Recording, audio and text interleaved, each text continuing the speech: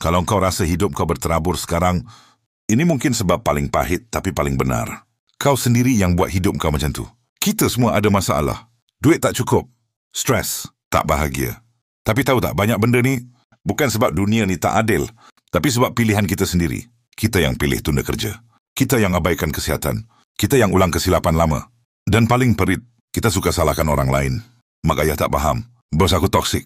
Pasangan aku tak support. Tapi, berapa kali kita tengok cermin dan tanya, apa peranan aku dalam semua ni? Memang pedih nak terima. Ego kita sakit. Tapi realitinya, kita takkan pernah berubah selagi kita rasa semua orang salah kecuali diri sendiri.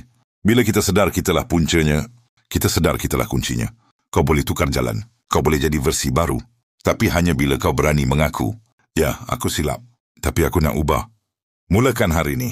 Pilih disiplin. Pilih bertanggungjawab. Pilih untuk tak ulang kesilapan. Sebab kau layak untuk hidup yang lebih baik. Tapi kau kena jadi orang yang lebih baik dulu.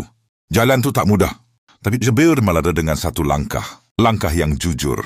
Kalau kau tengah lawan dengan diri sendiri sekarang, komen aku mula hari ini. Dan jangan lupa share video ni dengan orang yang kau sayang. Mungkin mereka pun perlu dengar benda ni.